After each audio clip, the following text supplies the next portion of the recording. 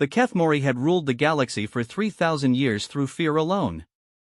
Standing 12 feet tall with obsidian carapaces that could deflect plasma rounds, they were evolution's perfect killing machines.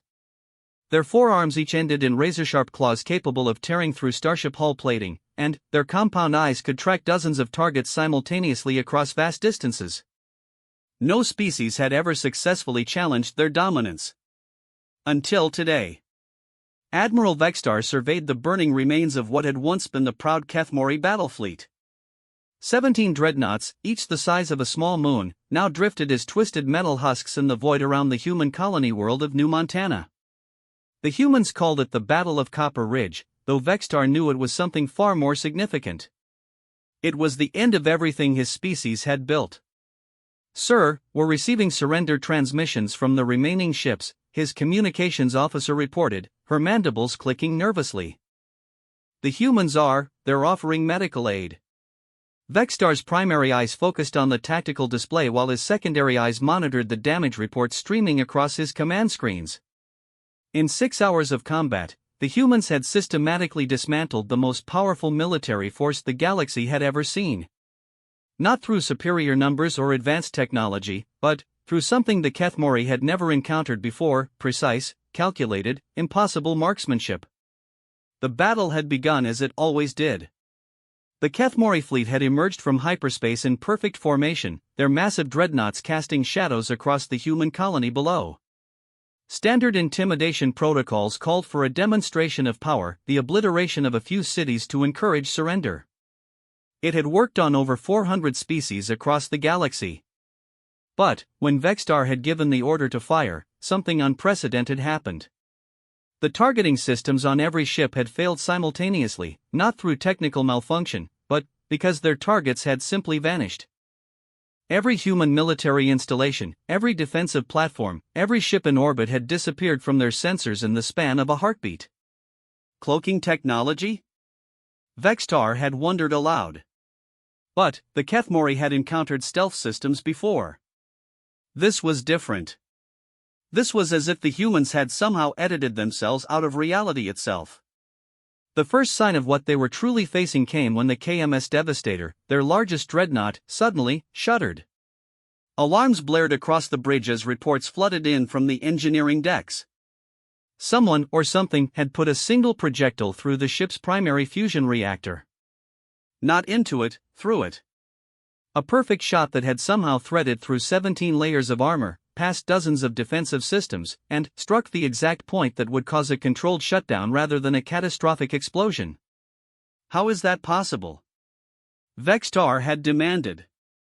That reactor is buried in the center of the ship, protected by. His words were cut off as another report came in. The KMS Executioner was reporting similar damage. Then, the Annihilator. One by one, each dreadnought in the fleet was being surgically disabled by impossibly precise shots that seemed to come from nowhere. That's when they detected him. The sensor readings were almost laughable: a single human in a modified atmospheric fighter, no larger than a Kethmori escape pod, dancing between their massive warships like a gnat avoiding the swings of giants. But this gnat carried the most terrifying weapon Vextar had ever encountered: perfect accuracy. Commander Sarachan watched the massive alien ships through her rifle scope, her breathing steady despite the chaos of battle raging around her. She floated in zero gravity 3 kilometers from the nearest Kethmori vessel, tethered to her fighter by a single cable, using its minimal profile to remain undetected among the debris field that had once been the orbital defense platforms. Her weapon was a thing of beauty, a custom rail rifle that her grandfather had built in the machine shops of New Montana. Electromagnetic acceleration propelled tungsten darts at significant fractions of light speed, but it wasn't the technology that made her deadly. It was something uniquely human, something that had taken humanity from cave painters to star travelers: the ability to see patterns where others saw chaos, to calculate trajectories that defied probability, to put a projectile exactly where it needed to go regardless of the obstacles in between. The Kethmori ships were moving in predictable patterns, their commanders following tactical doctrines that had served them well for millennia. But those doctrines had never accounted for an opponent who could thread a needle at interplanetary distances while accounting for gravitational deflection, magnetic field variance, and the Coriolis effects of orbital mechanics. Sarah's targeting computer identified her next target, a command ship attempting to coordinate the fleet's withdrawal. The vessel was positioned behind two other dreadnoughts, using them as shields while its captain tried to understand how their supposedly inferior enemy had gained the upper hand so quickly. She tracked the ship's movement for 30 seconds, her enhanced neural interface calculating trajectories faster than any computer. The shot would have to travel 8 kilometers, pass through a gap between the shield ships that would be open for exactly 0.3 seconds, penetrate 17 meters of armor, and strike a command console that was 1 meter by half a meter in size. For a human sharpshooter, it was a challenging but entirely achievable shot. Sarah squeezed the trigger. The tungsten dart left her rifle at 12% of light speed, its passage invisible to the naked eye. 8.7 seconds later, the Kethmori command ship's bridge went dark as its primary tactical console exploded in a shower of sparks. The ship immediately began to drift, its crew presumably scrambling to understand how someone had put a projectile through their shields, their armor, and their backup systems with surgical precision. "That's 17 for 17, Sarah muttered into her comms system. "Anyone keeping score up there?" The voice of Colonel Marcus Webb, commander of New Montana's Defense Forces, crackled through her earpiece. "We're watching the feeds, Ghost Rider. The entire Kethmori fleet is dead in the water. How the hell are you doing this?" Sarah smiled as she lined up her next shot. "Same way humans have always done the impossible, Colonel. One shot at a time." What the Kethmori didn't understand, what no alien species in the galaxy had ever understood, was that humans were not just tool users or even tool makers. They were artists of destruction, capable of turning the simple act of throwing a projectile into something approaching divine intervention. Every human child had grown up throwing rocks at targets, learning to compensate for wind, distance, and movement through endless repetition. By the time they reached adulthood, these calculations were as natural as breathing. Sarah represented the pinnacle of that evolution. Enhanced reflexes, augmented vision, and neural interfaces that let her process ballistic data faster than most computers, but underneath all the technology was something purely human, the ability to make impossible shots because she had never been told they were impossible. The remaining Kethmori ships were attempting a fighting withdrawal now, their massive hulks turning ponderously toward the edge of the system. But Sarah had already identified the critical systems on each vessel, and her rifle held enough ammunition to disable them all. Admiral Vextar watched his fleet die with something approaching admiration. In 3,000 years of conquest, the Kethmori had never encountered anything like this human sniper. Their greatest warriors could tear apart enemies in close combat, their technology could devastate planets, but they had never developed the patience, the precision, the almost supernatural ability to place a projectile exactly where it needed to go from impossible distances. "Sir," his tactical officer reported, "we're detecting massive human fleet movements throughout the sector.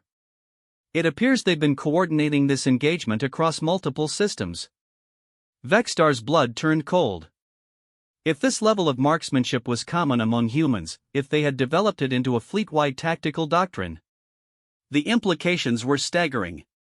Every Kethmori advantage, their heavy armor, their massive ships, their overwhelming firepower, meant nothing if the enemy could put shots through impossibly small gaps with perfect accuracy. "Open a channel to the human command ship," Vextar ordered. "Sir?" "I said open a channel. It's time we learned what we're really facing." The holographic display flickered to life, revealing the bridge of a human cruiser. The beings on the screen were smaller than Kethmori, obviously weaker, lacking the natural weapons and armor that had made his species the galaxy's apex predators. But the calm confidence in their eyes told a different story. "I am Admiral Vextar of the Kethmori Empire," he began, using the formal diplomatic protocols. "I request terms of surrender." The human admiral, a graying woman with steady eyes, nodded once. "I'm Admiral Rodriguez of the Terran Colonial Defense Force. Your surrender is accepted. Prepare to be boarded for prisoner transfer and medical assistance." Vextar found himself asking the question that would haunt him for the rest of his life. How? How did one of your warriors disable my entire fleet?" Admiral Rodriguez smiled, and, in that expression, Vextar saw something that chilled him more than any threat or display of force could have. It was the smile of a species that had spent millennia learning to kill efficiently and, precisely, then, had taken that knowledge to the stars. "Admiral," she said, "meet humanity's secret weapon. We don't just fight wars. We end them." 3 days later, Sarah Chin sat in the debriefing room aboard the human cruiser Lexington, still wearing her combat suit and looking remarkably composed for someone who had single-handedly ended the galaxy's longest-running empire. The gathered intelligence officers, military commanders, and xenobiologists stared at her with expressions ranging from awe to disbelief. "Let me make sure I understand this correctly," Dr. Elena Vasquez, the mission's xenobiologist, said slowly. "You disabled 17 dreadnoughts, each protected by shields and armor that should have been impenetrable, using a projectile weapon that any human civilian could theoretically operate." Sarah shrugged. "The technology helped, but mostly it was just good shooting. The Kethmori build everything big and impressive, but they don't think about vulnerabilities. Every ship had weak points, they just didn't expect anyone to be able to exploit them. But the precision required." Dr. Vasquez consulted her tablet. "Some of your shots traveled over 10 kilometers through complex gravitational fields, past multiple obstacles, to hit targets smaller than a dinner plate. The mathematical calculations alone should have taken hours." "I didn't calculate anything," Sarah replied. "I just looked at where I needed to hit and figured out how to get there. It's like, you know how you can catch a ball without consciously calculating its trajectory? Same principle, just scaled up." The room fell silent as the implications sank in. What Sarah was describing wasn't just exceptional marksmanship, it was an intuitive grasp of three-dimensional ballistics that bordered on the supernatural. And if humans could develop this ability naturally? Colonel Webb leaned forward. "Sarah, I need you to be completely honest with me. How many other humans do you think could have made those shots?" Sarah considered the question seriously. "With the right equipment and training? Maybe 1 in 1,000. With basic equipment? 1 in 10,000. But here's the thing, Colonel, we've got 12 billion people on Earth alone, and another 30 billion spread across the colonies. That's a lot of potential snipers." Admiral Rodriguez exchanged glances with her staff. The numbers were staggering. If even a fraction of humanity could develop Sarah's level of precision, they weren't just talking about a tactical advantage. They were talking about the complete transformation of galactic warfare. "There's something else," Sarah continued.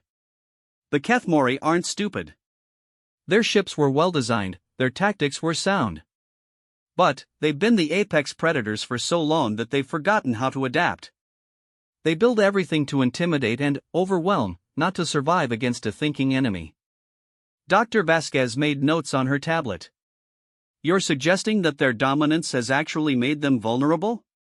"I'm saying they've optimized for fighting prey, not predators." "And humans." Sarah smiled that same chilling smile Admiral Rodriguez had shown Vextar. "Humans evolved to be the ultimate predators. We don't just hunt, we plan, we adapt, we learn our target's weaknesses and exploit them with surgical precision." The debriefing continued for hours, but the conclusion was already clear to everyone in the room. The galaxy's balance of power had shifted permanently.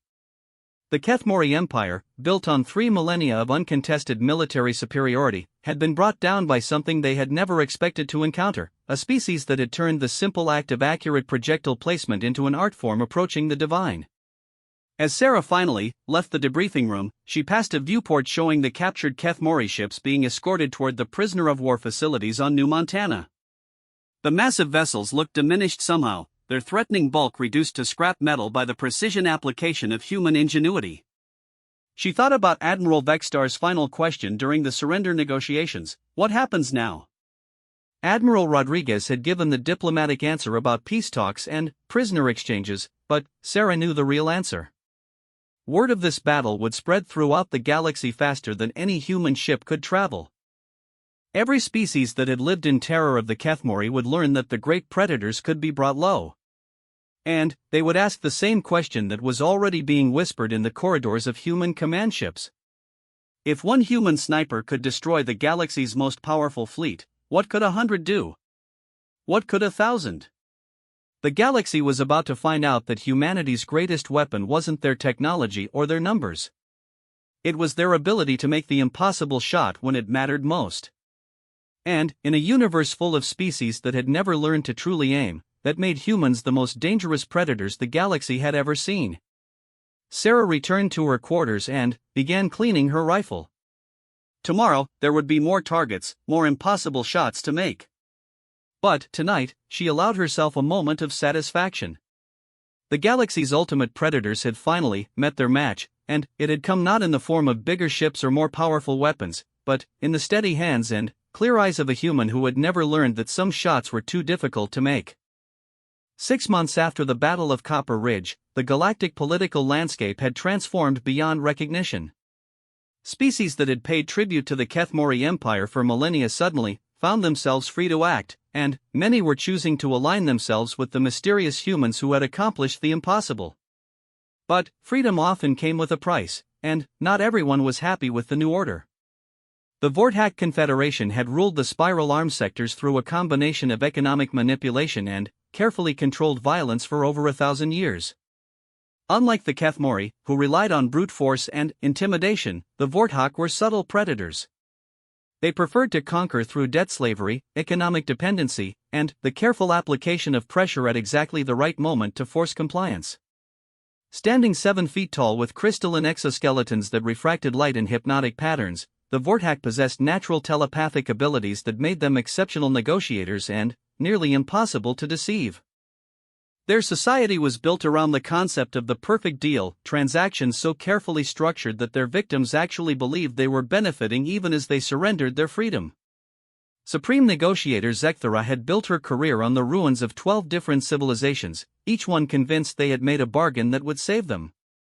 She had watched the fall of the Kethmori with interest rather than concern. Brute force was a crude tool, economic domination was far more elegant and sustainable.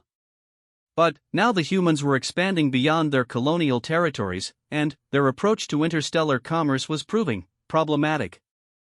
"Show me the reports from the Altarian system," Zekthara commanded, her crystalline fingers dancing across the neural interface that connected her directly to the Confederation's vast commercial network. The holographic display materialized before her, showing detailed analyses of humanity's first major trade negotiations with a former Kethmori client state. The Altarians were a peaceful species, primarily agricultural, who had spent centuries providing food supplies to the Galactic Empire under terms that had left them perpetually indebted. The Vorthak had already prepared a comprehensive economic package that would transfer that debt to them, essentially making the Altarians their property in everything but name. It was a standard procedure, refined over centuries of practice. The only variable had been timing, waiting until the chaos of the Kethmori collapse created enough desperation to make the Altarians accept any deal that promised stability. But the humans had arrived first. Analysis of the Human-Altarian Trade Agreement, the display announced in the melodious tones of the Confederation's AI. Terms: immediate debt forgiveness for all Kethmori obligations. Altarian agricultural products to be purchased at 40% above galactic standard rates. Human technological assistance provided at no cost. Defense guarantee against all external threats. Zekthara's exoskeleton shifted from its normal blue-green hue to a deep purple, the Vorthak equivalent of shocked disbelief.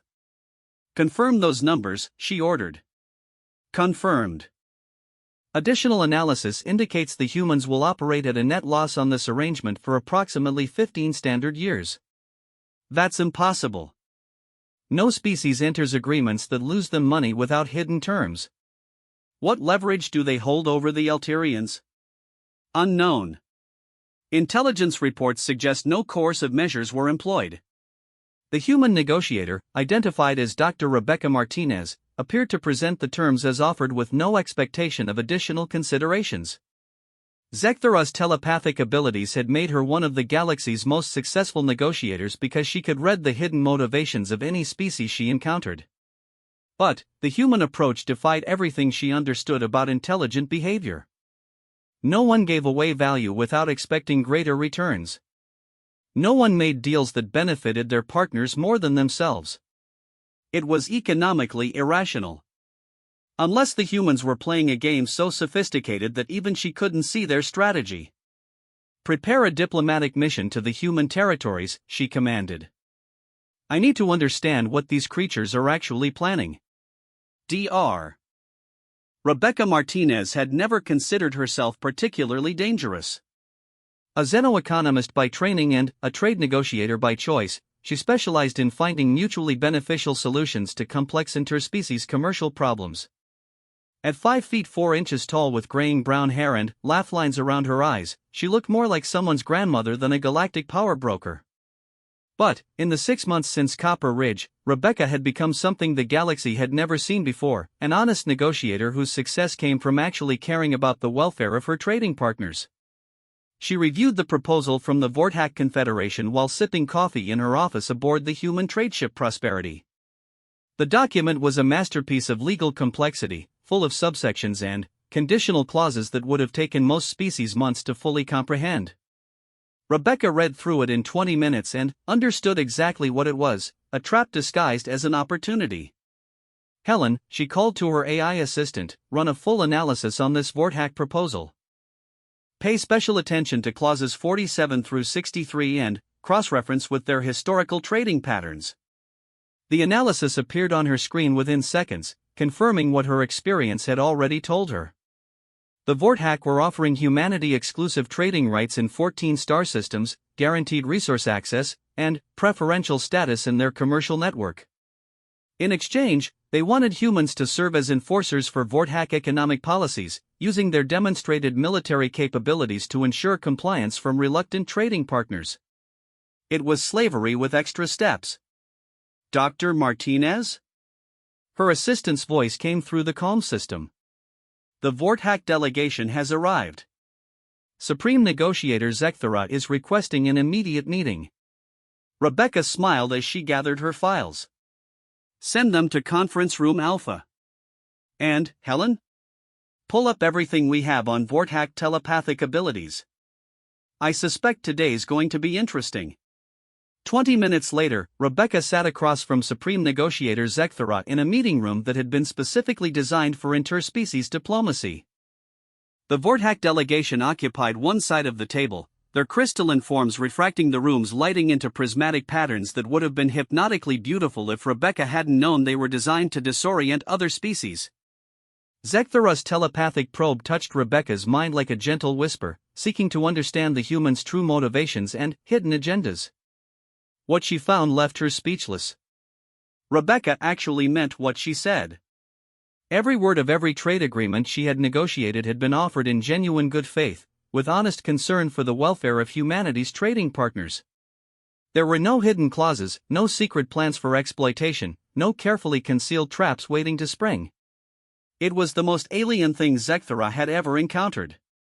Dr. Martinez, she began carefully, I've reviewed your recent trade agreements with the Alterians, the Caltharians, and the Proxima Collective. Your terms are unusually generous. Rebecca nodded. We believe in building long-term partnerships based on mutual benefit. When our trading partners prosper, we prosper.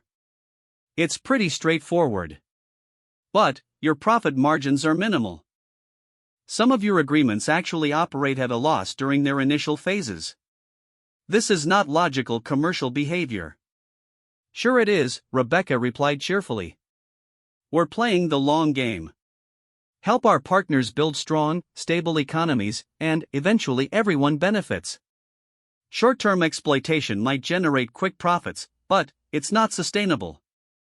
Zekthara's exoskeleton shifted through several color patterns as she processed this information. Her telepathic abilities let her feel the emotions behind Rebecca's words, and what she found was disturbing. The human actually believed what she was saying. There was no hidden avarice, no suppressed desire for dominance, just a genuine desire to create positive outcomes for everyone involved. I confess I do not understand, Zekthara said finally. Your species has demonstrated military capabilities that could easily enforce any terms you desired. Why choose cooperation over conquest? Rebecca leaned back in her chair, considering the question. Because conquest is expensive and cooperation is profitable. Take the Cathmori, they spent 3,000 years maintaining their empire through force. How much of their resources went into building weapons, suppressing rebellions, and managing occupied territories? Meanwhile, their actual economic growth stagnated because oppressed populations can't contribute meaningfully to innovation or productivity. But they maintained control until they didn't, Rebecca interrupted gently. Empires built on force eventually need superior force. Empires built on mutual benefit tend to be a lot more stable. Zekthara accessed her neural interface, consulting economic models that had guided Vorthack policy for centuries. By their calculations, the human approach should have resulted in economic stagnation and eventual collapse as their trading partners took advantage of their generosity. But the data told a different story. Every system where humans had established trading relationships was showing unprecedented growth. Agricultural worlds were increasing their output, manufacturing centers were expanding their capabilities, and research colonies were making breakthrough discoveries at accelerated rates. How is this possible? Zekthara asked. Rebecca smiled. Simple. When people aren't worried about being exploited, they can focus their energy on being productive. When they know their trading partners actually care about their welfare, they're willing to invest in long-term projects. And, when they trust that agreements will be honored fairly, they're much more likely to honor their own obligations. But trust can be betrayed. Goodwill can be exploited. Sure it can, Rebecca agreed. And, when that happens, we adapt. But, you know what we've discovered? Most species, when treated fairly, respond in kind. Turns out that predatory behavior is usually a response to being preyed upon. Zekthara's worldview was crumbling around her. For over 1,000 years, the Vorthack had operated on the principle that all interspecies relationships were essentially zero-sum games. Someone had to lose for someone else to win. The idea that mutual benefit was not only possible but more profitable than exploitation was revolutionary. "I need to understand how this works in practice," she said. "Would you be willing to demonstrate your negotiation methods?" Rebecca's eyes lit up with genuine enthusiasm. "Absolutely. What kind of arrangement were you thinking?" For the next 4 hours, Zekthara presented increasingly complex scenarios, each designed to test the limits of the human approach to commerce. Trade disputes between historically hostile species. Resource allocation problems in multi-system territories. Technology transfer agreements between civilizations at vastly different developmental levels. In every case, Rebecca found solutions that benefited all parties involved. She restructured trade routes to eliminate transportation inefficiencies. She suggested resource-sharing programs that turned competitive scarcity into collaborative abundance. She proposed technology exchange programs that allowed less advanced species to contribute cultural and biological knowledge in return for technical assistance. Most remarkably, she did it all without any hint of condescension or superiority. When negotiating with species that possess significant advantages in specific areas, she found ways for humanity to benefit from those strengths while offering their own capabilities in return. "Your approach seems to require extensive knowledge of each species' needs and capabilities," Zekthara observed. "The research burden must be enormous." "That's the beautiful thing about honest negotiation," Rebecca replied. "When you're genuinely trying to help someone, they're usually willing to tell you what they actually need. We don't have to guess or spy or manipulate, we just ask." By the end of the meeting, Zekthara had reached a conclusion that would have been unthinkable 6 months earlier. The Vorthack Confederation's entire economic model was not just morally questionable, it was inefficient. "Dr. Martinez," she said as the session concluded, "I would like to propose a different kind of arrangement than the one outlined in our original document." Rebecca raised an eyebrow. "Oh? We would like to learn your methods. In exchange, we offer access to our commercial networks and our expertise in interspecies communication. A genuine partnership, with shared risks and shared benefits." Rebecca's smile could have powered a small city. "Now that sounds like the beginning of a beautiful friendship." Word of the human Vorthack partnership spread through the galaxy faster than hyperspace communications. Two of the most successful commercial powers in known space had joined forces, not through conquest or manipulation, but through genuine cooperation. The implications were staggering. Within weeks, diplomatic missions from dozens of species were requesting meetings with human negotiators. Some came seeking trade agreements. Others wanted defense partnerships. Many simply wanted to understand how a species could rise to galactic prominence through kindness rather than cruelty. But not everyone was pleased with the new order. In the deep space stations that served as meeting points for the galaxy's criminal organizations, a different kind of negotiation was taking place. The fall of the Kethmori had created opportunities for those who preferred to operate in the shadows, and many of them viewed humanity's rise as a threat to their traditional methods of operation. The Crimson Syndicate had built its power on the simple principle that violence, properly applied, could solve any problem and open any door. Led by species that had been rejected or exiled from legitimate galactic society, they specialized in protection rackets, resource theft, and the occasional planetary raid when more subtle approaches proved insufficient. Their leader, a being known only as the Harvester, had watched humanity's expansion with growing concern. A galaxy where problems were solved through cooperation rather than force was a galaxy where the Syndicate would struggle to maintain relevance. Target the human trade routes, the Harvester commanded during a meeting of the Syndicate's inner circle. Show the galaxy that their philosophy of peace and cooperation is a luxury that can be taken away by those willing to use appropriate force. The assembled criminals, representing a dozen species united only by their rejection of civilized society, received their orders with enthusiasm. The humans might have defeated the Kethmori through superior marksmanship, but they had never faced opponents who refused to meet them in honorable combat. As the Syndicate's ships prepared for coordinated strikes against human commercial vessels, their commanders looked forward to demonstrating that predators who relied on stealth and surprise could overcome even the galaxy's greatest snipers. They were about to learn that humans had spent millennia perfecting more than just their aim. In a species that had evolved from persistence hunters, the ability to track prey across impossible distances was just as important as the ability to kill it once found. The galaxy's criminal underworld was about to discover that humanity's greatest weapon wasn't their marksmanship, it was their patience. The attack came without warning, as the best ambushes always do. The human trade vessel Merchant Stream had been following a routine shipping route through the Kepler Nebula when energy signatures erupted from the cosmic dust clouds surrounding them. 12 ships of various designs and origins materialized from concealment, their weapons already charging for what should have been a devastating first strike. Captain Elena Vasquez had been hauling cargo between human colonies for 15 years, and she recognized a pirate ambush when she saw one. But something about this attack felt different, more coordinated than typical criminal opportunism, more professional than standard raiding operations. "All hands, battle stations," she announced over the ship's communication system. "This is not a drill. Pirates have engaged us in the Kepler system." The Merchant Stream wasn't a warship. Built for cargo capacity and fuel efficiency rather than combat, it carried only minimal defensive systems and a crew of 32. Under normal circumstances, being outnumbered 12-1 would have meant surrender or destruction. But these weren't normal circumstances. Humans had learned to be very creative about survival. Lieutenant Commander Jake Harrison, the ship's security chief, was already analyzing the attacking vessels through his tactical console.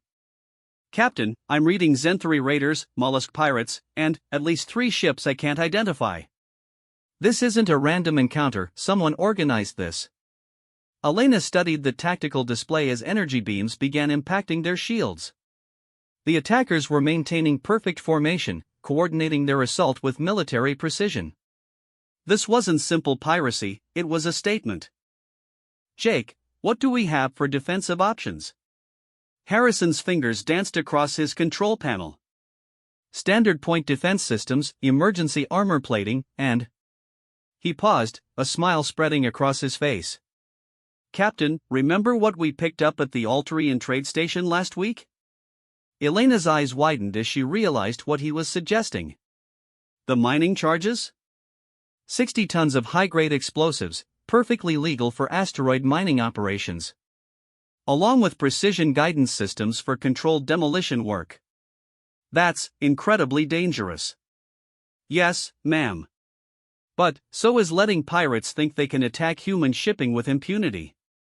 The Harvester watched the engagement from the bridge of their command ship, a converted Kethmori destroyer that had been carefully modified to remove all identifying features. The human vessel was larger than expected but appeared to be exactly what their intelligence had indicated, a civilian cargo hauler with minimal defensive capabilities. "Target their engines first," the Harvester commanded. "Disable but do not destroy. I want survivors to carry word of this attack back to their colonies." The assembled fleet opened fire with coordinated precision. Energy beams and projectile weapons converged on the human ship's engine section, designed to cripple rather than kill. The message was important: humanity's expansion through peaceful commerce would be met with violence from those who preferred the old ways. But something unexpected happened. Instead of trying to flee or return fire with their limited weapons, the human ship began launching what appeared to be cargo pods. Analysis of objects being ejected from the human vessel, the Harvester's tactical officer reported. Composition unknown, but they appear to be standard shipping containers.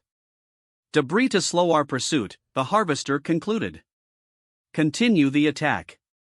The first cargo container detonated 15 seconds later. The explosion vaporized 2 pirate vessels instantly and sent shockwaves through the nebula that disrupted the sensors of every remaining ship in the area. But it wasn't the power of the blast that shocked the attacking fleet, it was the precision of the placement. Lieutenant Commander Harrison had spent 12 years as a demolitions expert in the Terran Colonial Marines before transitioning to merchant service. The mining charges aboard the merchant stream weren't just explosives in the right hands, they were precision weapons capable of being placed exactly where they would do the most damage. And humans, as the galaxy was learning, were very good at putting things exactly where they needed to go. Container 2 away, Harrison announced, his targeting computer calculating trajectories that accounted for the gravitational effects of nearby asteroids and the electromagnetic interference of the nebula itself. The second explosion caught 3 more pirate vessels in its blast radius, but its real purpose was to create a debris field that would funnel the remaining ships into a narrower attack corridor. Container 3 away. The Harvester stared in disbelief as another precisely placed explosion eliminated 2 more of their raiders while simultaneously destroying several large asteroids. The resulting debris wasn't random, it was forming a pattern that restricted their movement options and created perfect firing lanes for additional attacks. "How are they achieving such precision?" demanded the Harvester's tactical officer. "Those explosions are being placed with mathematical accuracy."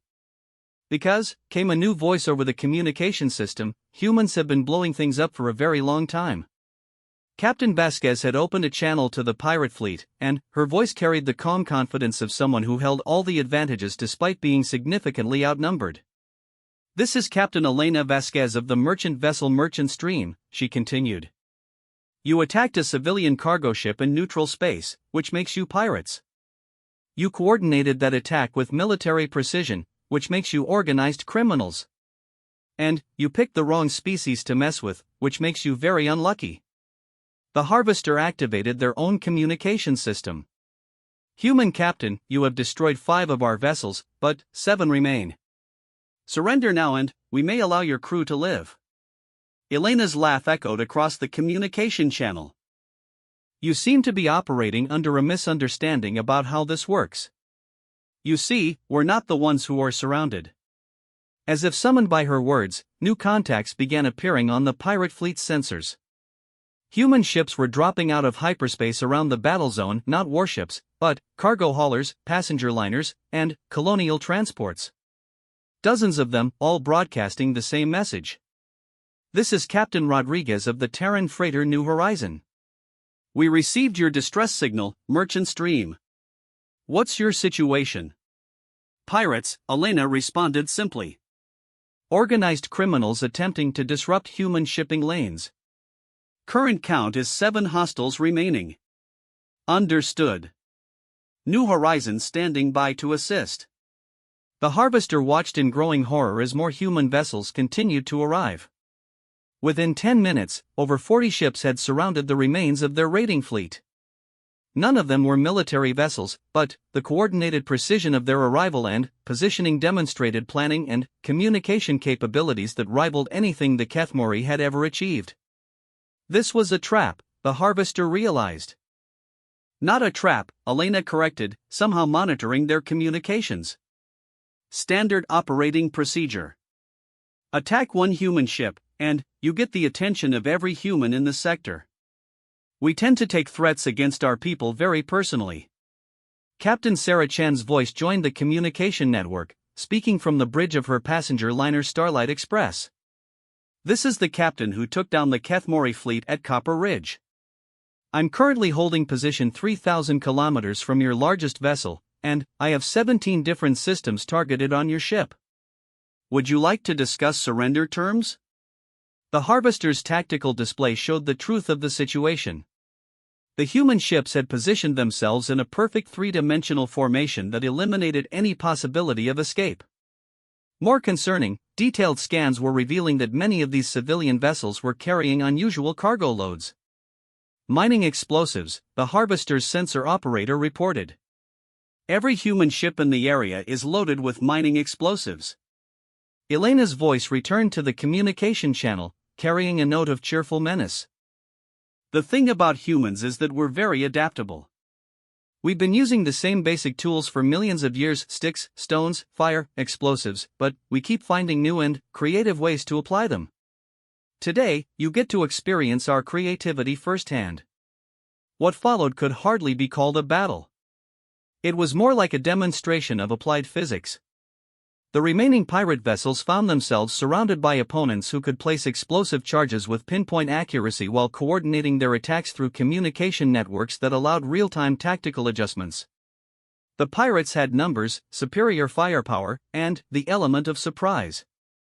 The humans had patience, precision, and something that no other species in the galaxy had ever developed: the ability to turn any situation into a learning experience. Each explosion was carefully calculated not just for maximum damage, but for maximum educational value. The human captains provided running commentary on their tactics, sharing techniques and observations in real time across their communication network. Future encounters would benefit from the lessons learned in this engagement. When the last pirate vessel finally surrendered, the Harvester found themselves facing something unprecedented: capture by enemies who seemed more interested in understanding their motivations than in seeking revenge. This is Captain Vasquez to the remaining hostile vessel. You are surrounded and outgunned. Prepare to be boarded for prisoner transfer and medical assistance. The boarding party that transferred to the Harvester's ship was led by Commander Harrison, who approached the bridge with the casual confidence of someone who had just finished a routine training exercise rather than a life-or-death combat engagement. Don't suppose you'd be willing to explain who organized this attack? Harrison asked pleasantly as he secured the bridge. We're always interested in understanding the bigger picture. The Harvester, a being whose entire identity was built around inspiring fear in others, found themselves staring into human eyes that held no anger, no hatred, just professional curiosity and the patience of a species that had learned to hunt prey across continents. You destroyed my fleet, the Harvester said, still struggling to comprehend what had happened. We defended ourselves, Harrison corrected. And now we're going to have a conversation about why someone thought attacking human shipping was a good idea. Within hours, the interrogation had revealed the full scope of the Crimson Syndicate's operations. Not through torture or coercion, but through simple human persistence. The captured pirates found themselves facing opponents who could ask the same questions in dozens of different ways, who could spot inconsistencies in their stories, and who had the patience to wait for the truth to emerge. Dr. Elena Martinez arrived aboard the captured command ship 3 days later, along with a team of xenopsychologists and economic analysts. What she found was a perfect example of the economic principles that drove criminal behavior throughout the galaxy. It's fascinating, she reported during her initial briefing to the human fleet commanders. The syndicate operates on the same economic model as every other predatory organization we've encountered. They identify targets that appear vulnerable, apply force to extract resources, then move on before anyone can organize effective resistance. Captain Vasquez nodded from her position at the conference table. But they made the same mistake the Kethmori made. They assumed that because we prefer peaceful solutions, we're incapable of violent ones. More than that, Dr. Martinez continued. They fundamentally misunderstood the nature of human economic relationships. When pirates attack Kethmori shipping, each ship is essentially on its own. When they attack human shipping, they're attacking a network. The captured data from the syndicate's computers revealed the full scope of their planned campaign against human commerce. Coordinated attacks across 17 star systems, designed to demonstrate that humanity's peaceful expansion could be disrupted by those willing to use force. They're about to learn something interesting about human network effects, Captain Chen observed from her position at the tactical display. When you attack one node in a human network, every other node automatically responds to defend it. The response was swift and comprehensive. Within a week, human ships throughout the galaxy had reorganized their shipping schedules to provide mutual support and protection. Civilian vessels began traveling in coordinated groups, sharing sensor data and maintaining constant communication links. More significantly, the news of the attack spread through the human communication network faster than any ship could travel. Every human colony, every trade station, every diplomatic mission received detailed information about the syndicate's organization, tactics, and known bases of operation. The criminal organization that had spent decades building a shadow empire based on fear and violence suddenly found themselves facing an opponent that could share information instantaneously across interstellar distances and coordinate responses in real time. Commander Harrison, now serving as the task force's intelligence specialist, compiled the data into a comprehensive briefing for the Colonial Defense Command. The syndicate has bases in 43 different star systems, with an estimated fleet strength of over 300 vessels. They've been operating for nearly 60 years, using hit-and-run tactics against isolated targets. Admiral Rodriguez studied the tactical projections. What's their current status? Scattered and confused. They built their entire operational model around the assumption that their targets would be isolated and unable to coordinate effective resistance. Now they're facing opponents who can communicate faster than they can move. The final blow to the Crimson Syndicate came not through military action, but through something far more devastating to a criminal organization: transparency. Human information networks shared everything they had learned about syndicate operations with every legitimate government and commercial organization in the galaxy. Suddenly, the pirates who had operated in shadows for decades found their bases mapped, their tactics analyzed, and their operational security completely compromised. Species that had suffered under syndicate predation for generations learned exactly where to find their tormentors.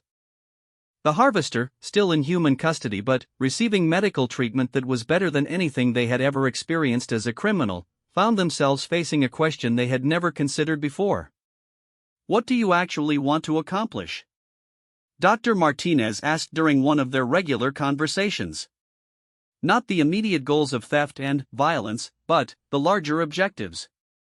What would success look like for your organization? It was a question that no one had ever bothered to ask before, and the Harvester found themselves struggling to answer it. The syndicate had been built around the principle of taking whatever they could from those too weak to stop them, but they had never developed any long-term vision beyond survival and accumulation of resources. We want to be strong enough that no one can threaten us, the Harvester finally answered. Dr. Martinez smiled with the same gentle patience that had been transforming galactic commerce. That's interesting. Because from our perspective, strength comes from having people who want to help you, not from having people who are afraid of you.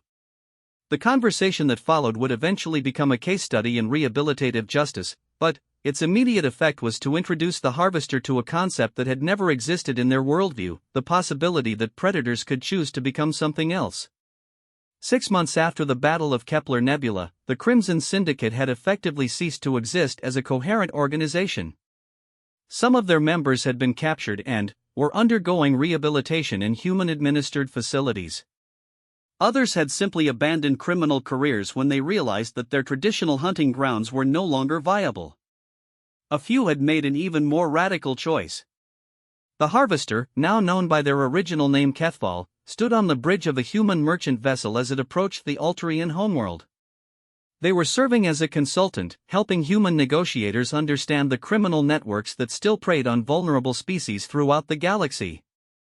It was honest work, and, for the first time in decades, Kethval found themselves looking forward to the future rather than simply trying to survive the present. The thing about humans, they said to Captain Vasquez as they prepared for another diplomatic mission, is that you've somehow figured out how to make cooperation more profitable than predation. Elena smiled. It's not that complicated. We just realized that the galaxy is big enough for everyone to succeed if we work together. Competition is expensive. Cooperation is efficient. As the ship approached the spaceport, Kethval reflected on the changes that had swept across the galaxy in less than a year. The Kethmori Empire had fallen to superior marksmanship. The Vortak Confederation had abandoned economic predation for mutual benefit. The Crimson Syndicate had been dismantled through simple information sharing. All because a species of persistence hunters had decided that the most effective way to hunt was to convince their prey to become partners instead. The galaxy's ultimate predators had indeed been finished, replaced by something far more dangerous to those who preferred the old ways of dominance and exploitation. Humans had introduced the radical concept that success didn't require others to fail, and they had the patience and precision to make that philosophy work in practice. As Kethval prepared for their first legitimate business negotiation in 60 years, they couldn't help but smile. The galaxy's new apex predators didn't hunt for food or territory or dominance. They hunted for solutions.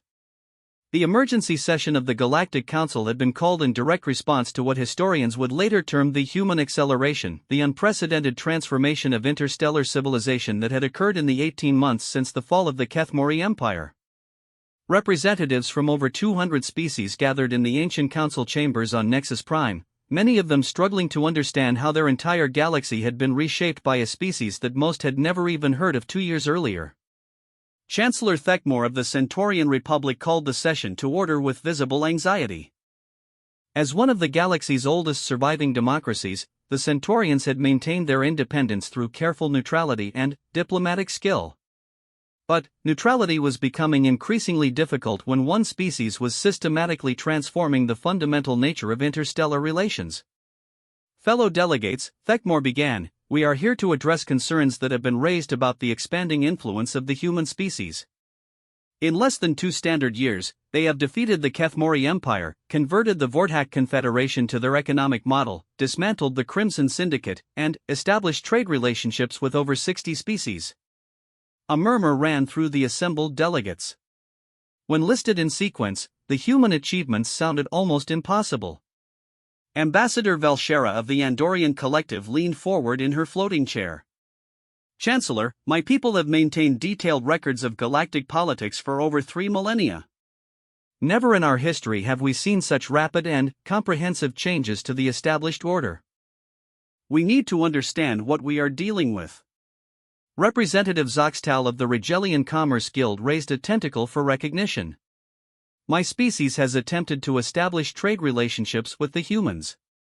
Their negotiation methods are.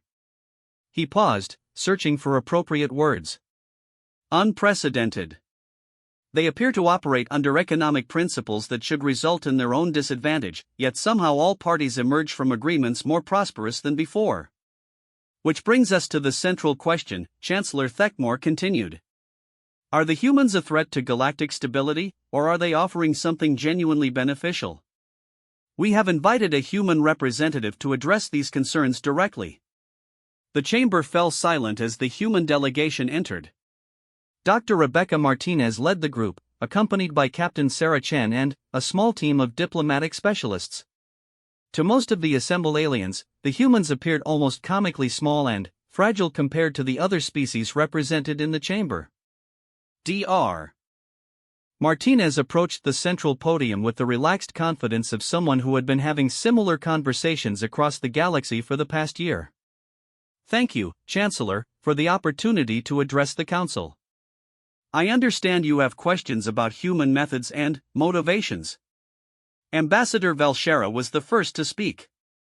Dr. Martinez, your species has achieved military victories against opponents that should have been insurmountable, negotiated economic agreements that appear to violate basic principles of commercial self-interest, and somehow convinced criminal organizations to abandon their traditional activities. Many of us are struggling to understand how this is possible. Rebecca smiled. I appreciate the directness of your question, Ambassador. The answer is actually quite simple. We approach every situation by asking what outcome would benefit everyone involved, then, we work backward to figure out how to achieve it.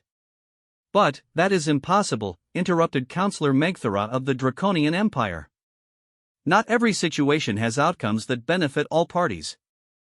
Competition for resources, territorial disputes, conflicting objectives, these create zero-sum scenarios where someone must lose for another to win. Captain Chen stepped forward. With respect, Counselor, that's only true if you accept the initial parameters as fixed. Humans tend to question assumptions that other species take for granted. She activated a holographic display showing the Battle of Copper Ridge. When we faced the Kethmori fleet, conventional wisdom said that 17 dreadnoughts would easily defeat a small colonial defense force. But, conventional wisdom assumed that the only relevant factors were ship size, armor thickness, and firepower. The display zoomed in on Sarah's impossible shots threading through gaps between massive ships. We won because we identified variables that others hadn't considered: precision placement of small projectiles at critical system junctions. The same principle applies to diplomacy and economics. Representative Zoxtal's commercial instincts were clearly struggling with the concept. But, your trade agreements genuinely do operate at losses during initial phases. This is economically illogical. Dr. Martinez nodded. Short term, yes. Long term, they're highly profitable. But, more importantly, they create stable trading partnerships that reduce the costs associated with conflict resolution, market volatility, and resource competition. She brought up economic data from the Altarian trade agreement. Before our partnership, the Altarians were spending 30% of their gross domestic product servicing debt to the Kethmori. They couldn't invest in infrastructure improvements, technology development, or population growth. Now they're debt-free and expanding their agricultural output by 15% annually. Meaning their increased production generates far more value than the initial debt forgiveness cost us, Captain Chen added. Everyone wins. Chancellor Thekmore studied the data with growing fascination. You're suggesting that apparent generosity is actually sophisticated long-term planning? More than that, Rebecca replied. We're suggesting that the distinction between generosity and self-interest is often artificial. When our trading partners prosper, we prosper. When they feel secure, we're more secure. When they trust us, we can trust them. Ambassador Valshera's ancient species had seen many attempts at galactic conquest over the millennia, and she recognized that something fundamentally different was happening. Dr. Martinez, your species clearly possesses military capabilities sufficient to enforce any terms you desired. Why choose cooperation over domination?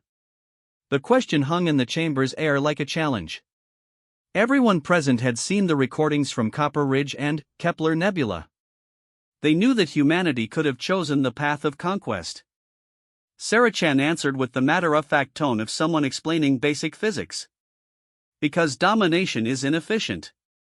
Conquered populations resist, which requires constant enforcement. Oppressed economies stagnate, which reduces overall productivity. Subject species focus their creativity on rebellion rather than innovation. She gestured to the assembled delegates. Look around this chamber. How many of your species spent centuries or millennia under the Kethmori boot? How much of your potential was wasted on survival instead of growth? The uncomfortable silence that followed confirmed her point. Dr. Martinez continued the explanation.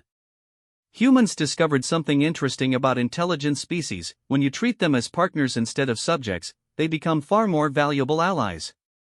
The Vortak Confederation now voluntarily shares their telepathic communication technologies with us.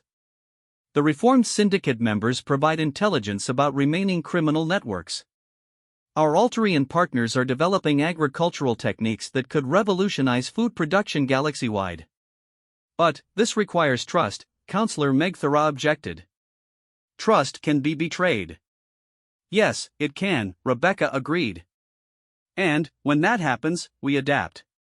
But, here's what we've learned: most species, when treated with genuine respect and offered genuine benefit, respond in kind. predatory behavior is usually a response to being preyed upon. The chamber erupted in discussion as delegates conferred with their advisors. The human approach challenged fundamental assumptions that had governed galactic politics for millennia. If cooperation was truly more effective than competition, if trust was more powerful than fear, then entire civilizations had been operating under flawed premises for thousands of years. Representative Korthak of the Stellar Mining Consortium raised a concern that many others were thinking. Dr. Martinez, what guarantees do we have that humanity will maintain these policies? What prevents you from using your growing influence to impose your will on other species? It was Captain Chen who answered, her voice carrying the weight of someone who had seen the worst that intelligent beings could do to each other. Representative, I've studied military history across dozens of species. Every empire that relied on force eventually fell when it encountered superior force. Every economic system based on exploitation eventually collapsed when its subjects found alternatives. She paused, letting her words sink in. But partnerships based on mutual benefit tend to get stronger over time. Our security increases as our partner's security increases. Our prosperity grows as their prosperity grows. We have every incentive to maintain these relationships. Ambassador Valshera had been quiet for several minutes, her ancient mind processing implications that younger species might miss. Dr. Martinez, you are describing a fundamental transformation in the nature of power itself. For millennia, galactic civilization has operated on the principle that power comes from the ability to force others to comply with your will. And we're suggesting that real power comes from convincing others that their interests align with yours, Rebecca confirmed. It's more stable, more sustainable, and, ultimately more effective. The debate that followed would continue for days, but the essential questions had been raised. Traditional galactic politics assumed that expansion meant conquest, that security meant the ability to defeat enemies, and that prosperity meant controlling resources.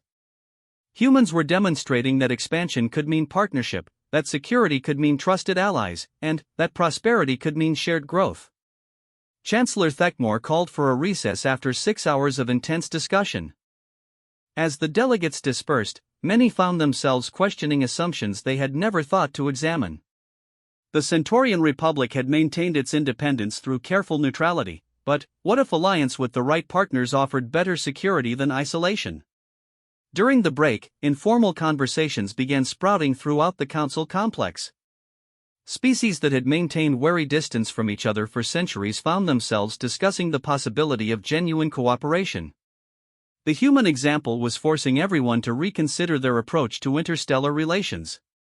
Dr. Elena Vasquez, now serving as humanity's chief xenopsychologist, mingled with the delegates during the recess.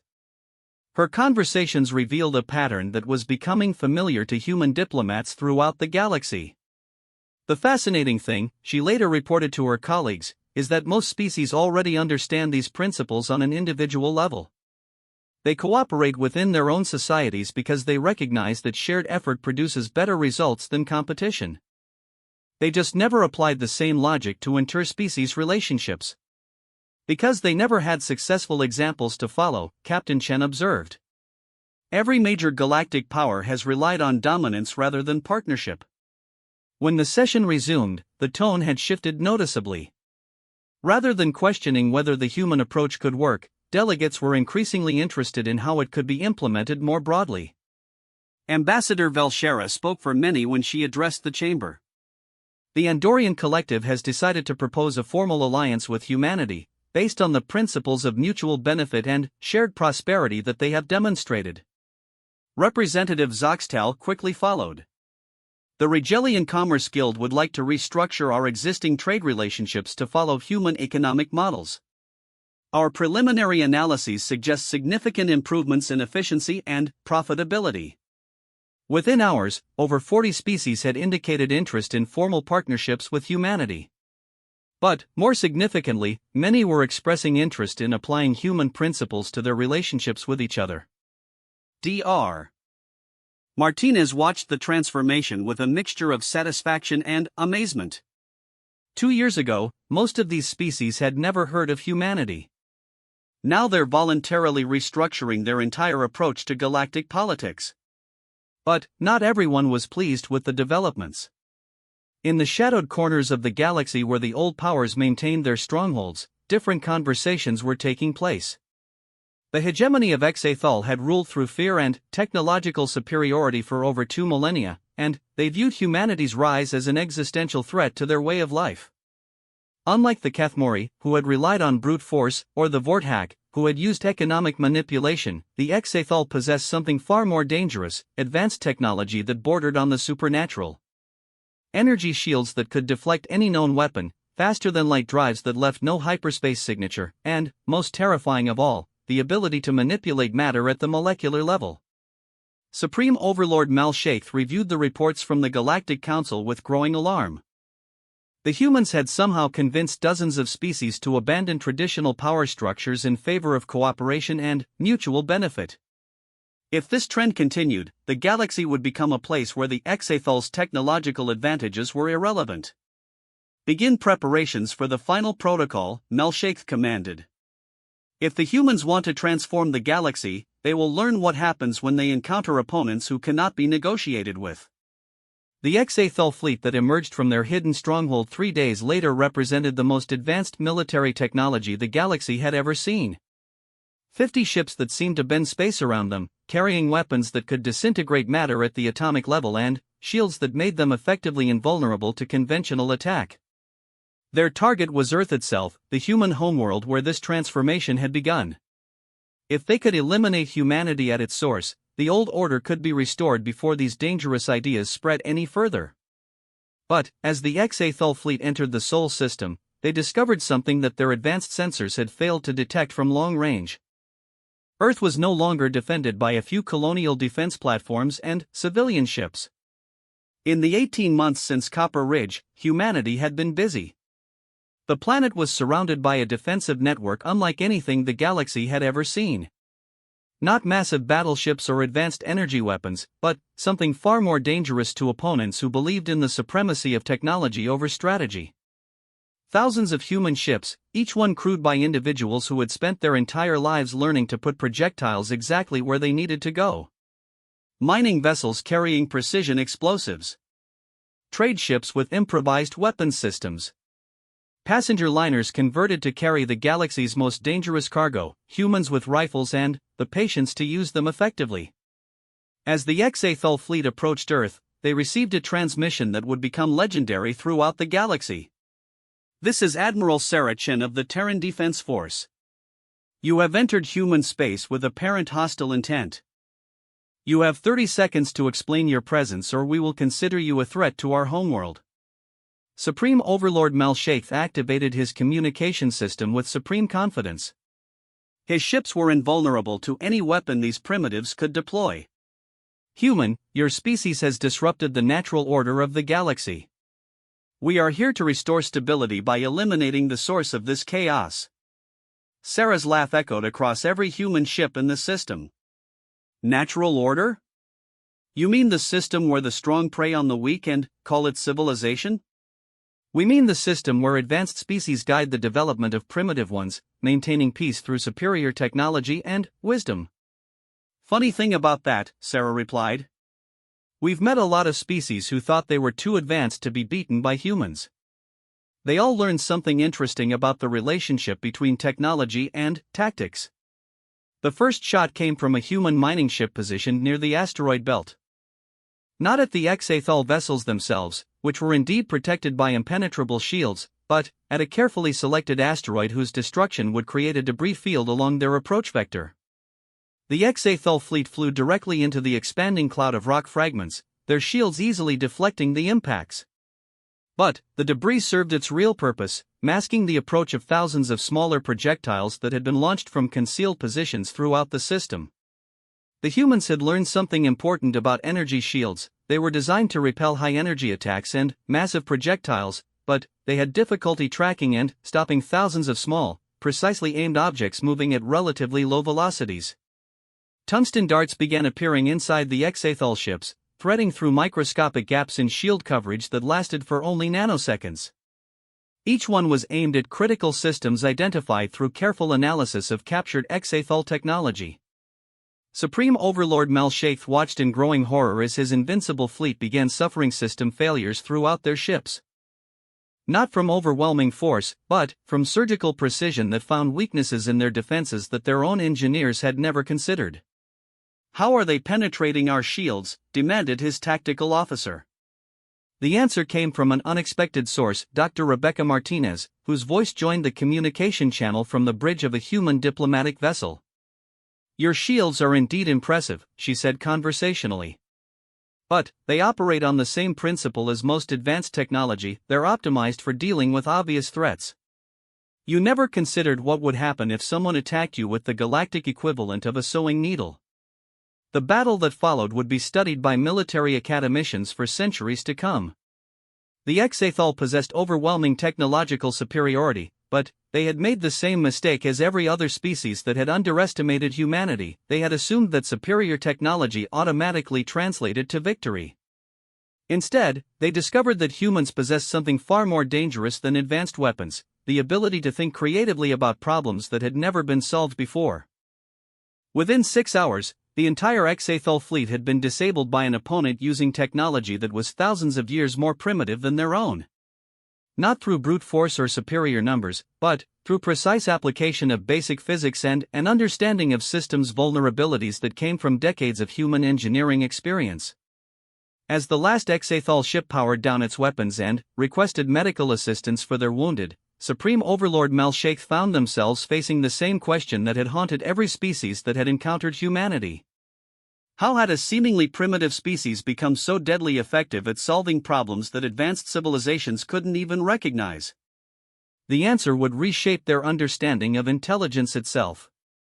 5 years had passed since the Battle of Sol, and the galaxy bore little resemblance to the civilization that had existed before humanity's emergence on the interstellar stage.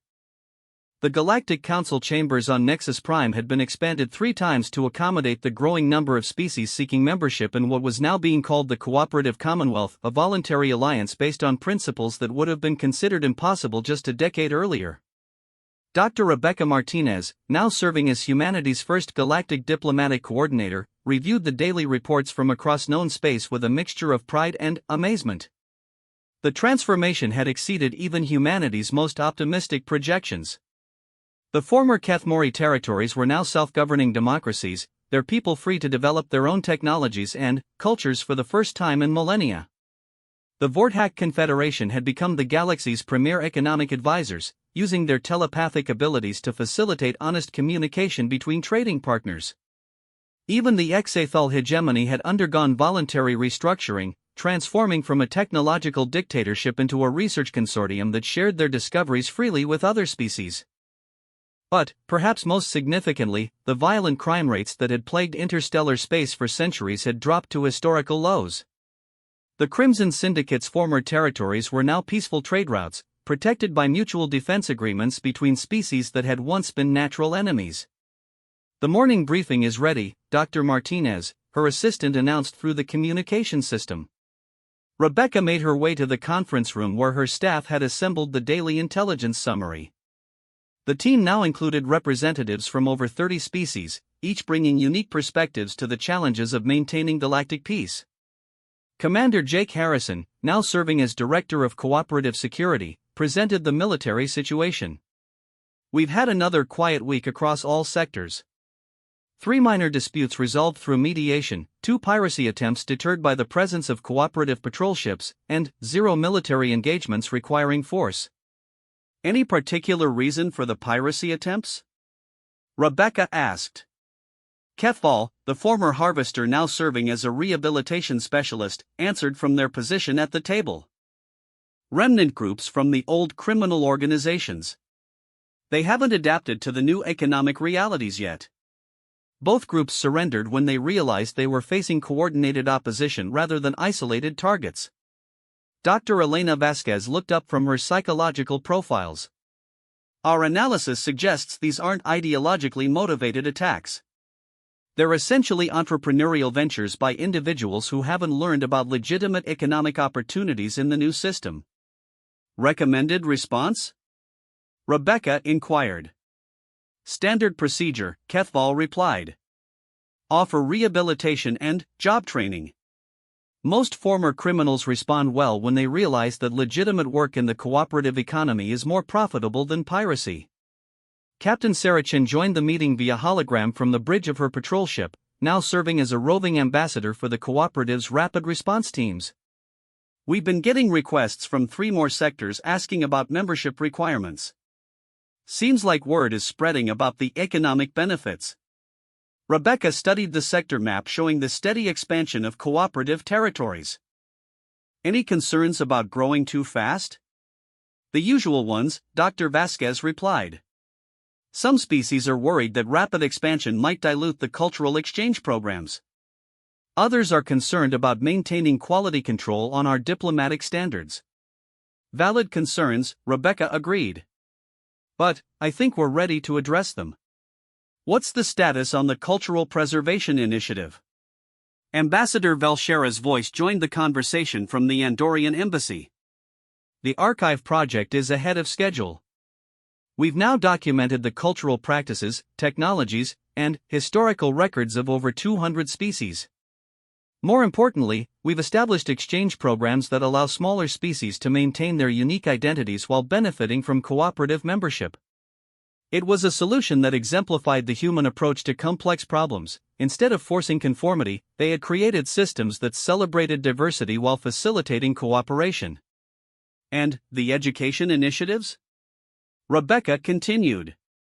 Remarkable success, reported Dr. Theron Kask, a former Exathol scientist who now headed the Interspecies Technology Sharing Program. Young beings from dozens of species are learning to think collaboratively rather than competitively. They're developing solutions to problems that have puzzled us for generations. Rebecca smiled at the report.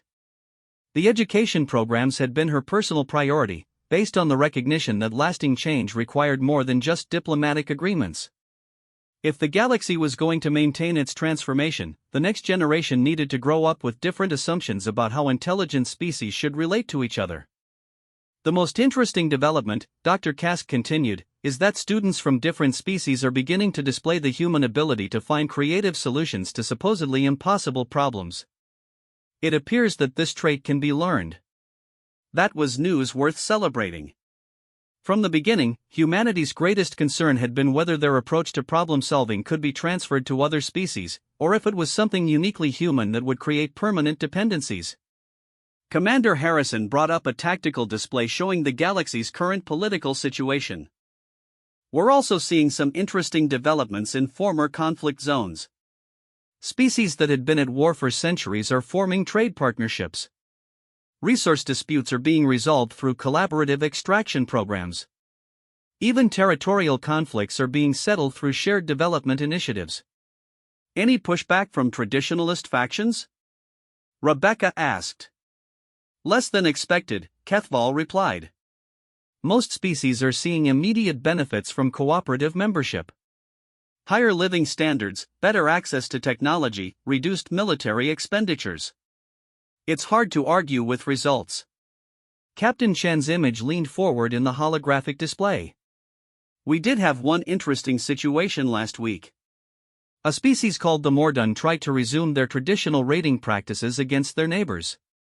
When they discovered that their targets were now part of the cooperative's mutual defense network, they found themselves facing coordinated opposition from 6 different species. How did they respond? Sarah smiled.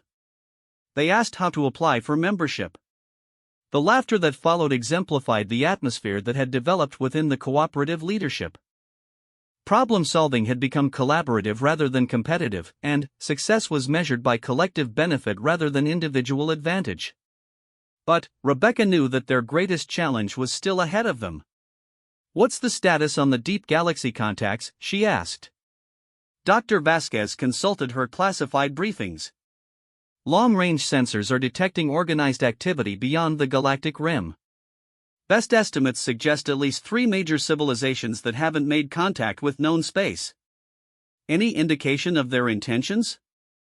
Unknown. But, based on the energy signatures we're detecting, their technology levels are comparable to or exceeding the Exathol at their peak.